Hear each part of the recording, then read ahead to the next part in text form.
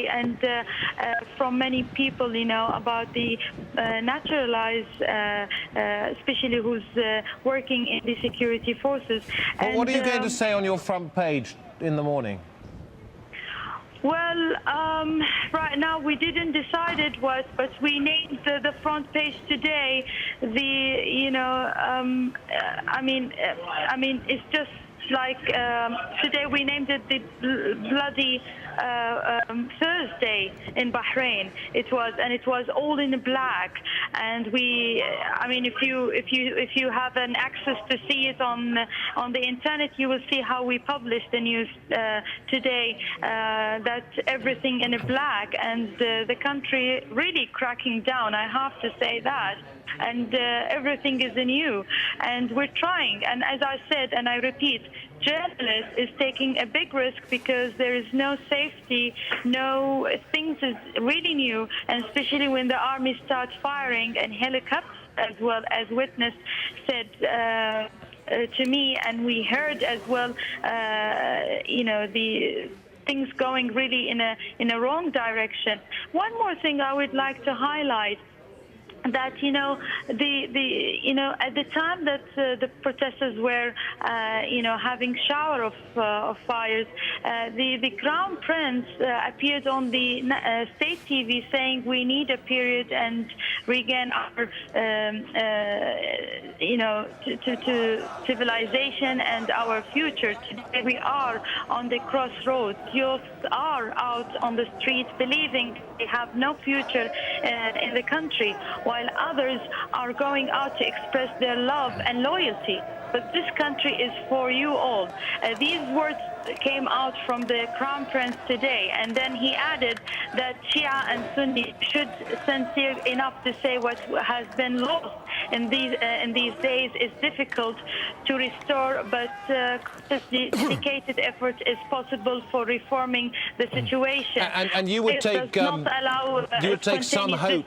Would you take some hope from that the situation can be settled peacefully?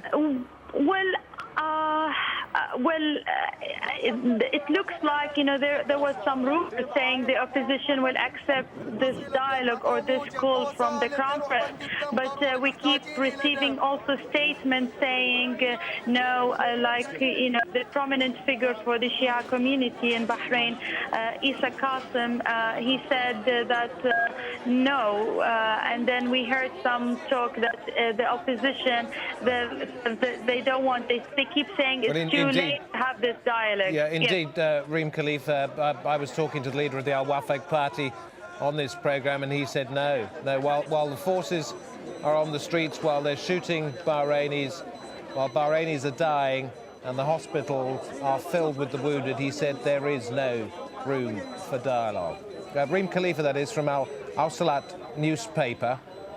During the course of our extended coverage on events in Bahrain, and indeed in other Middle Eastern and North African countries, particularly in the last few hours, Libya. But during the course of our coverage of events in Bahrain, I had a chance to talk to David Mack. Fascinating conversation with him, former US ambassador to the United Arab Emirates and a scholar at the Middle East Institute. Now, he told me, among other things, that perhaps the government's handling of events in Bahrain may indicate that there's been a split within the ruling family.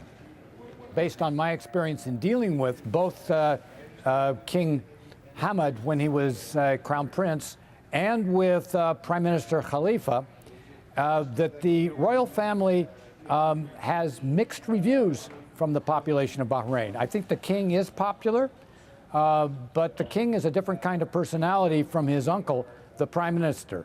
The Prime Minister is very tough. He has a reputation of not tolerating dissent, and my guess is that there was a serious dispute within the family as to how to deal with this, and the Prime Minister won out, probably thinks of the king, his nephew, as being a bit weak-kneed. So are we seeing a power struggle then within the higher echelons of Bahraini society? Well, certainly a struggle as to what the policy response of the government will be. And so far, one would have to say that the views of the Prime Minister, which is to meet this with force, to meet this, to be unyielding in terms of political concessions, that so far the Prime Minister's view has prevailed.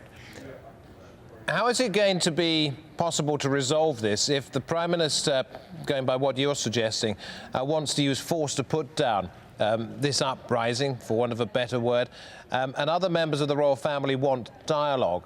How can some kind of middle ground be found? Well, the United States, United Kingdom, other governments that have close relationships with the government of Bahrain are not without influence here. And the United States in particular has a lot of influence with the Bahraini military, not with the police, but with the military. And it's to be hoped that that kind of influence, plus a long record of close consultations between senior U.S. Leaders and senior Bahraini leaders, might induce them to introduce the kind of political reforms that would provide economic concessions and more political power sharing for the Shia part of the population. And if the United States managed to get Bahrain to go down that track, would that be the end of the Prime Minister's time at the top? I'm not sure.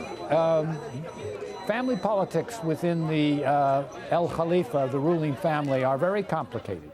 And the Prime Minister always seemed to be able to escape retribution from his brother, the former ruler, Sheikh Isa, and now from his nephew, King Hamad.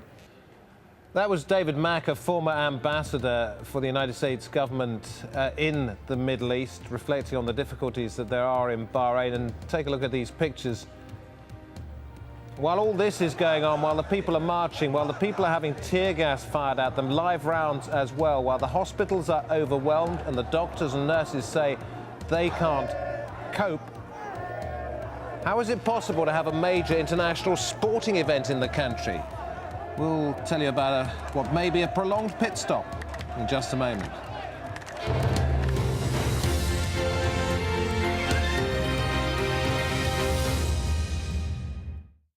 Business Latest is brought to you by Qatar Gas, delivering energy to the world.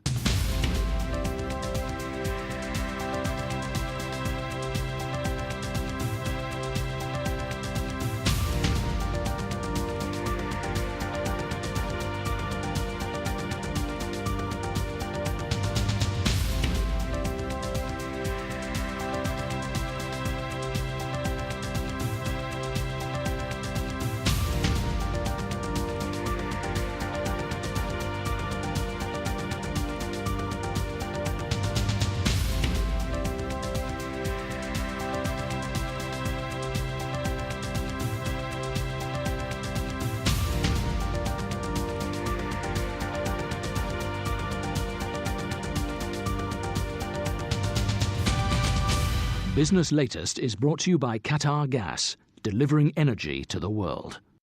They grew up as Americans, children of refugees who fled the war in Somalia.